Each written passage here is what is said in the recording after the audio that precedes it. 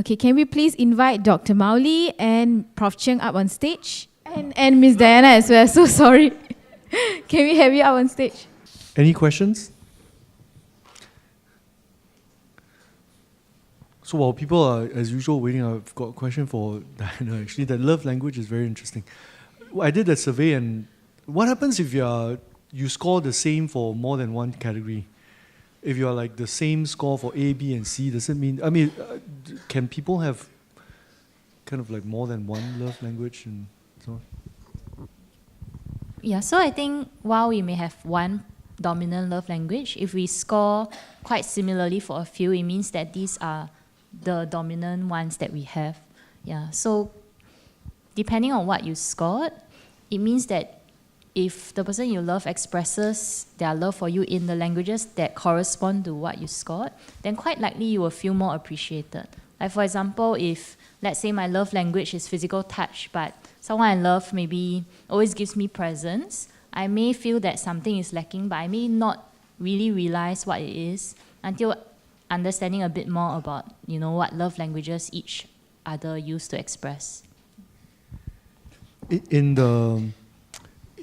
the book that you read on this, if the couple's love language are very incompatible, does it lead to more kind of like, it almost seems like people should do this survey before they got married. It's like, it's a bit too late. It's kind of like, maybe I shouldn't ask my wife to do it just in case I... So I think what he talked about in the book was that he realized that some couples, after getting married for a period of time, they feel that the love has faded. Or they feel that, they don't feel that loved anymore. And then they wonder whether they made the right decision, perhaps being in this marriage with this person. But then he realizes that, we assume that they still love each other. Then it all boils down to the way that they express their love is actually quite different. So I think having this knowledge is quite powerful because it helps us understand that, it's not that this person doesn't love us. I have patients telling me that, my husband, he doesn't care for me even though I'm sick. He keeps nagging at me, asking me to eat this, eat that, but he doesn't realize I have no appetite.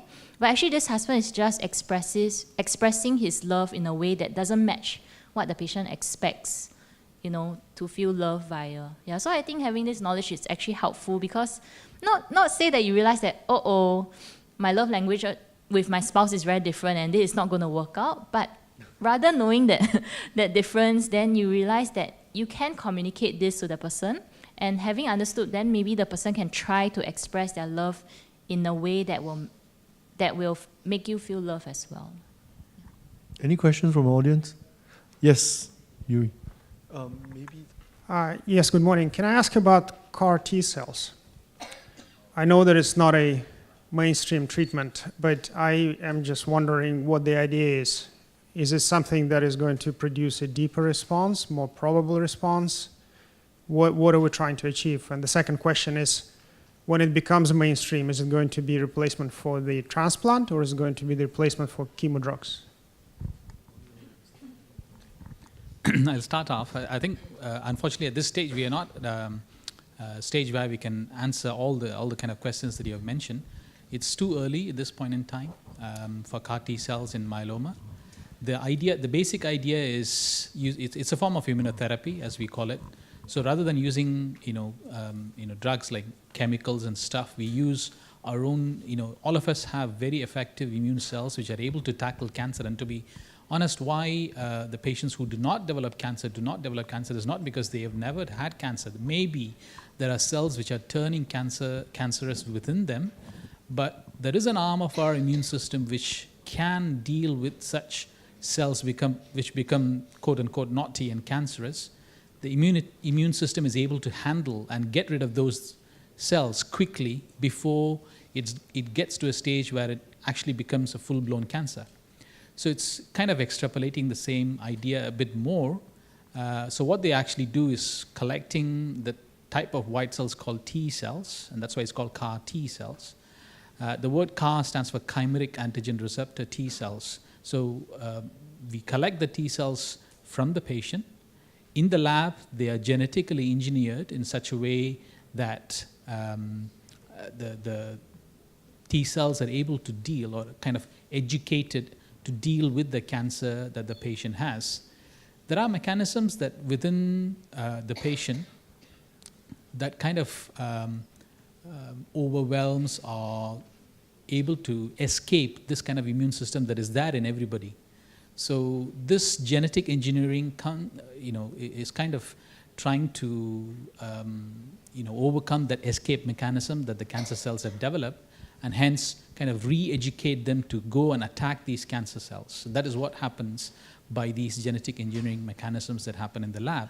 So when the T cells are put back into the patient, they know where the cancer is and how to get to them, and by their own means of attacking the cancer cells, they get over it. So that's what happens. That is the theory behind it. Now, there are lots of hoops to cross when it comes to practice and getting this as a treatment approach in a new place. You need a lot of, for example, a GMP lab, as we call it. So it has to be, collecting stem cells, changing it in the environment and putting back. It involves a lot of, technical aspects that needs to happen. So it will come to Singapore. I know for a fact that there are, steps being taken in Singapore as we speak to try and get this treatment up and going. As with any treatment, you only get one chance to get it right first time. So we need to make sure that we have absolutely everything all along the way, not just the lab aspects, the clinical aspects and everything that goes with it, before we can, put it up as an approach for treatment and try it on patients, because at the end of the day, this is, real patients that we are dealing with. Some of the other questions were, whether there's going to be replacement for anything. I mean, the trials that we have seen so far have been in patients who have had relapsed myeloma. So they've had 1, 2, 3, how many other therapies. And then if they reach a stage where they haven't got any more drugs to be tried on, they are the patients who have had, CAR T cells. This is overseas, including China and the trials that have ran in the US. Those patients seem to have done well, in that many of them get to the stage of complete remission. But the follow-up data, as with most studies, we need a longer-term follow-up. If it emerges, whether it emerges to be like a one-time treatment where myeloma is gone and it stays like that after this one course of treatment, or whether it's something like many other drugs that it controls the myeloma for a certain period of time and then the myeloma comes back, it's something that we still need to wait and see. So we've not reached that stage yet. Yeah, so I agree with generally what Molly said. I mean, the development of CAR T is still very early days. The data is very exciting, and so there's a lot of excitement all over the world, particularly in lay press. There's a lot of high-profile cases, particularly in the field of acute leukemia, childhood acute leukemia. It is a potentially curative treatment, so there's a lot of hype around this. But in myeloma, the trials have been going on for only 1 or 2 years. The data so far is very exciting, but these are in relapse settings. So we're asking question whether it can replace transplant and so on, which is in the earlier phase. There's no trial in that area yet, but I'm pretty sure if it's a very effective treatment in relapse disease, people will start to use it earlier on and see how it can fit into the current treatment strategy. The limitation is actually the logistics that's involved, actually, because I think what Mauli described about the GMP and so on, therefore the CAR T trials that we may be developing and doing ourselves, say in the academic institutions in Singapore. But for the commercialized CAR T, like your Novartis CAR T and so on, in fact, that wouldn't be the case. It would be centrally manufactured. So the sites will collect their cells, send it to a Novartis central facility, they will engineer it, and it will come back. So what that means is that it takes time. And speaking to other investigators, sometimes the patient cells cannot be engineered, so it's not 100%. Sometimes there will be failure there. Number 2 is sometimes the time taken is so long that the patient cannot survive long enough to get the cells back, especially for aggressive disease, because it may take up to 3-4 weeks for the process to complete. So these are still the current limitations of the technique. But the field is growing very fast. So I'm sure next year when we have this forum, there will be more results. There may be better ways to do the CAR T, off the shelf rather than needing patients' cells and all those things. So I think it's an exciting area that we can look forward to, but at the present time, it's more in the research. Other questions? Yes, sir. Thanks, Prof. If you are too old for transplant, is the treatment less effective? Number two, how long does it take before the relapse comes when you're in remission? And what treatment do you get if you have a relapse? Thanks. Yeah, so I think the issue with nowadays, I mean, first thing to say is that nowadays we actually do transplant until quite old. We have transplanted patients that are about 70-year-old. I hear Dr. Goh Yao Ti from SGH told me that he's transplanted someone 75 years old. So age itself is not an absolute contraindication to transplant. It all depends on how physically fit the person is, because we could have quite old people, but they are running marathons, right? I mean, we could have young people that are already in heart failure and not being able to do much. So I think a lot depends on the physical state. And we can see from Dr. Mauli's presentation, he showed a curve where patients who have transplant have a much better outcome. I think that partly relates to the fact that these are younger patients anyway. So, the older patients, because usually of their other medical condition, the outcome may not be as good as the young people, right? But if you are unable to have the transplant for various reasons, there are still very good treatment for elderly patients that we have today, and I'm pretty sure if you have a Velcade-based induction, you still have a good chance of getting into remission, good chance maybe more than 50%. And when you're in remission or you get a good response, when would your disease come back again is different for different people, So it depends a lot on the individual. I think the other thing to say is all these figures that we quote are for average, So it's not necessary for you. It may not apply to you, So I think every patient is different, and we just need to know that in time to come, the disease may come back. This is part and parcel of having myeloma and the treatment. What it means is I need to go to my doctors for follow-up so that we can pick this relapse early and start treatment early when necessary, not until when it's too late, right, when we have very severe symptoms. So just be vigilant, but every patient is a bit different. Of course, at the beginning of the diagnosis, when you have high-risk features and so on, you may get a clue that your disease may come back earlier. But I would say that that's still depending on individual. We have high-risk patients where the disease have stayed in remission for a long time before it come back as well. So every patient is different. And I guess when the disease come back, the good news for myeloma patient is now we have many new treatments. Not just new treatment, we have many new old treatments. That means treatments that have been here for a long time but still relatively new, and then we have even newer treatments. So there's really many treatment choice for patients now when the disease come back. So actually, sometimes we like to say that myeloma is becoming like a chronic illness that you may need to have treatment on and off for a very long period of time, but the patients are surviving for a long period of time. So like high blood pressure, diabetes, these are conditions that are not cured. The patients need to take medicine for the rest of their life, right? But they live, because of good disease control, they can live for a long period of time now. And myeloma is not diabetes clearly, but it's more serious. But the patients are living very long now, and that's because we have very good treatment. Some of the new treatments are already highlighted by Dr. Mauli in his talk as well. So every year when we go to the American meetings, we come back with new treatment options, new exciting development for treatment. So I think the great thing is that for myeloma patients, there's tremendous hope because there's many new treatment options, and the treatment are becoming more and more effective, so the time before the disease come back is also getting longer. So I think that's the main take-home message, from me at least. Mauli, you have anything to add? I just had a couple of things to specifically answer your question. You absolutely nailed it there when you asked the question. So patients who are not able to have a transplant for whatever reason, and we don't tend to be ageist at all, as Prof. Chng was saying. So for whatever reason, like medical conditions or other comorbid conditions, the patient is not able to have a transplant. It is important to have effective treatments in that population of patients. And throughout the world, the myeloma community is coming up with more effective treatments upfront to try and, at least in this specific population, to try and control the disease better, such that we don't have a big gap between the transplanted patients and the non-transplant patients. But there are still going to be limitations. And as with most hematological cancers, it seems like invariably these patients who are not fit for transplant are likely to be older.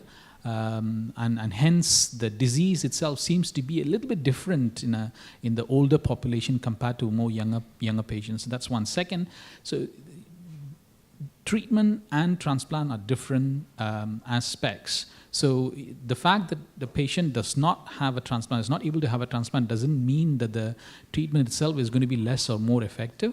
Obviously, they might need to be on longer courses of treatment because they haven't had a transplant. They might need to be on maintenance and so on. So that's the other thing. Other questions? Yes, David. Thank you, Prof. and team, for the enlightening talk. My question may sound a bit weird or stupid. When I was first diagnosed with multiple myeloma, apparently it affects more of the elderly, right? I was 44 then, and I felt very old. But by the grace of God, I think it's the 15th year now. So my question is, as many of us here have crossed the 10th-year period, I wonder how many in your studies have crossed over more than 10, or for me now almost 15. I do get a little worried. My boy was only 4 years old today. Soon he'll be 18. On one hand, I'm glad, but on the other hand, sometimes I do have a little bit of the apprehension. My markers do go up and down, although it's still in a safe region. My principal doctor is not too concerned about it, but maybe just hear your insight on that.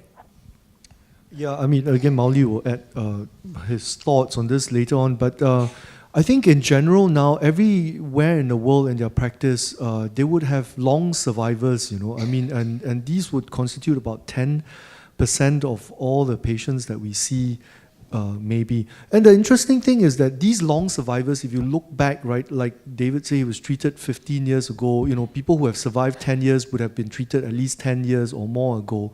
And those days, we could be using actually nothing like the very good treatment that we have today. They could be chemotherapy, they could be transplant, and so on. So there clearly are, elements of the biology of the disease. Some people just have good disease that can do very well. The other thing to say also is David had an allogeneic transplant, right, from a donor. That is something that we don't discuss much about usually when we talk about myeloma, because not many patients will go through that kind of treatment, because it is a more dangerous treatment, and because most myeloma patients are old, they will not be suitable candidates for this kind of treatment. So as David mentioned, he's only 40-something when he had the diagnosis, and it turned out to be a good choice for him. It is more risky, but he had reaped the benefit of this. And up to today, I think allo transplant remain, the treatment that potentially could lead to long-term disease control and cure sometimes for this myeloma condition. And if you think about it, the allo transplant, in fact, is the old-fashioned way of doing T-cell therapy, because you are infusing someone else's T-cell that may recognize your tumor cells as a foreign bacteria or something and control it and kill it, right? Except that now we have a much refined method of making these T-cells so that the chances of success will be higher. So in fact, allo transplant is a kind of immunotherapy that has been around for a long time. It's just that it's a much riskier procedure.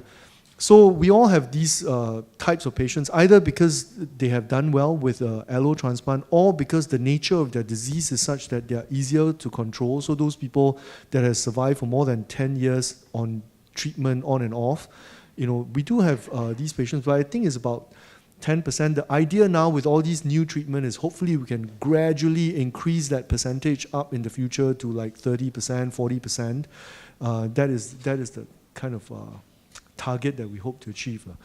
But I think the other point that David say is that it's not always a disease of the elderly. We have seen some remarkable cases. I have a patient in her 20s. You know, there's 20-something with multiple myeloma. And really in those patients, when we show these statistics that you can survive 10 years or whatever, it's completely meaningless to her or to that patient. Because in 10 years' time, she's only going to be 30-something. She's too young. So in those patients, we will discuss with her the options of doing something like an allo transplant, where the gains potentially for her is so much higher compared to the potential risk. You know, it's a very different discussion if you are in your 60s, you know, about what you want in life and what you hope to achieve with treatment.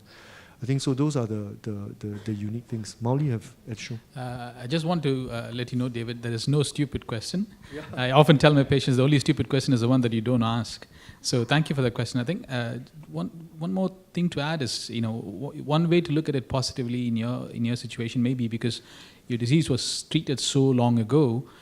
Your disease kind of hasn't seen any of these novel drugs. Not that I hope that the disease stays like this and you never have to see any of these drugs, but you know that's one way to look at it positively. We looked at the data of the so-called long-term survivors some time ago, and we had for the amount of patients that we see year on year, we do have a small but certain population of long-term survivors who lived past 10 to 15 years. If I remember at the top of my head, it was about 30 to 40 patients in SGH, seen in SGH that have crossed beyond that and well and alive at this point. Any other questions?